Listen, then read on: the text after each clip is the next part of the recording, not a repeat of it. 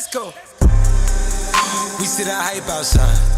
Right from now. Guys, Golden here, and welcome back to another Fortnite versus Apple trial recap video. Today is the start of week number 3, the final week of the Epic Games versus Apple trial. And this week is Apple's last chance to come back against Epic because they have gotten destroyed through week 1 and 2. And overall, it got really good today, but it's clear that Apple knows they need a massive comeback to win this trial. And they brought up some really good counterpoints to Epic, so make sure you guys will watch until the very end because it got good today. But either way, you guys know I don't want to waste you guys this time, so let's get right on into it. So first off, Epic and Apple actually both said at the beginning of this trial that they want the trial to end on Monday, May 24th. As you guys know, previously I already explained this. However, the judge actually confirmed that she expects it to last no longer than 1.5 hours from both sides. So 3 hours total from both sides combined, basically. So the trial should actually be done by Monday, May 24th around 2:15 p.m. EST. But keep in mind, guys, the judge will then actually have to decide who won and then explain why she picked that side.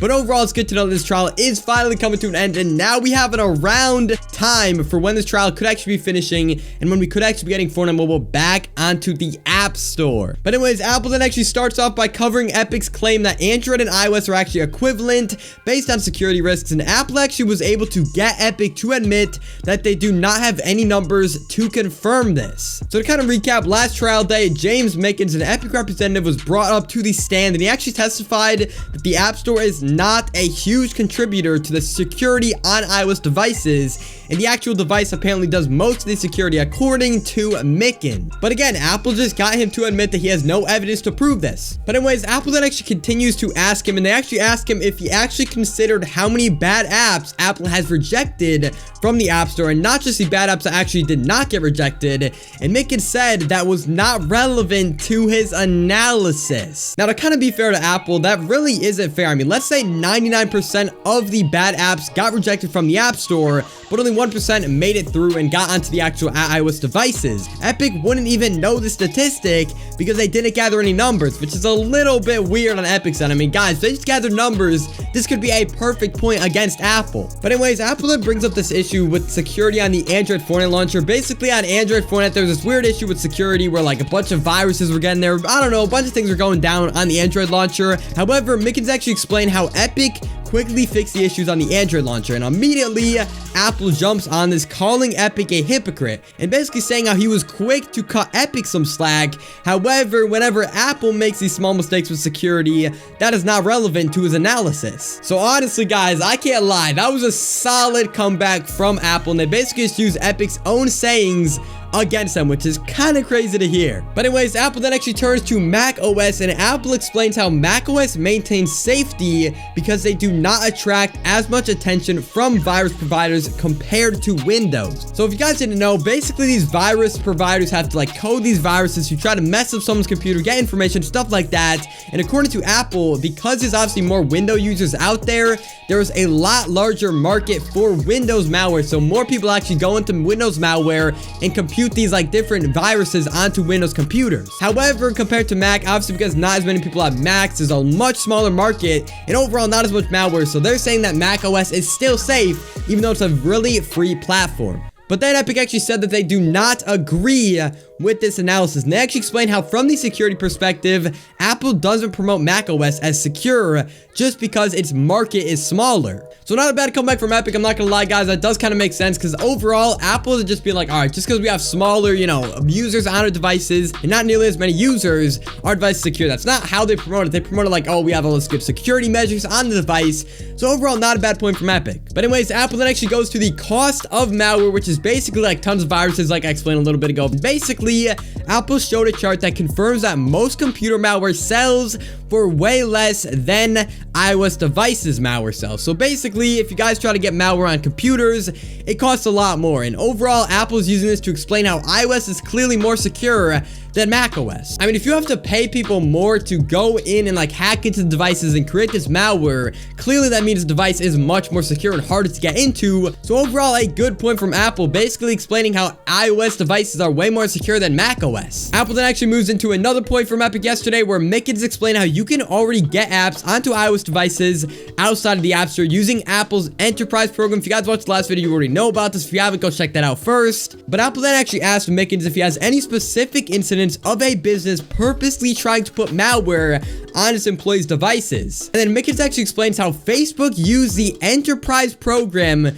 to distribute a tracking app onto the employees' devices, which actually resulted in Apple blocking access to the program. But overall, clearly with this program, there are still situations where Apple makes a mistake and still lets these apps pass onto iOS devices. And overall, Epic continued saying now this could be a starting point for third-party apps on iOS devices. However, obviously there would have to be many improvements to make sure that third-party apps are not completely broken and just ruin devices. Apple then actually claims iOS on-device security cannot prevent scam/copyright apps or apps that encourage self-harm or apps that, let's say, like ask children for personal info. And overall, this would have to be done by self-review. So if you guys watched the last video, again, Epic was explaining how self-review is completely useless. It doesn't really do much. However, now Apple's clearly explaining how it does do something, and there are certain apps that can bypass this plain like iOS on-device security. Now, Apple then actually asks if iOS app distribution were to be opened up to third-party apps and developers, these developers could write apps that harm individuals, and they'd be able to run those apps, right? And Epic says third-party app stores are still going to have standards. So it definitely seems like overall Epic is willing to let Apple have a certain amount of security, not allow certain third-party apps. However, still at the same time, they want a certain amount of freedom as well, where obviously app developers can still publish their apps without Apple just shutting down every single app. Or Apple could also scan for like bad content before someone actually installs a third-party app onto their iOS device. However, there could also be a world where Apple has absolutely no say at all, and this decision is going to actually be up to the court. So whatever ends up happening will be 100% up to the judge. So we're just gonna have to see what happens. Now, Mickens then actually summarized everything before he actually left, saying, I'm not claiming that an app review process is ever going to be perfect, but if you allow third-party app stores, most of these security issues are enforced by the iOS device itself, so security should be fine. But then Mickens leaves the stand, and then they actually discuss the history of the iPhone, and Apple actually explains how Apple has lots of competitors in the market. So then the judge was a little bit suspicious of this and asked in what market, and Apple actually says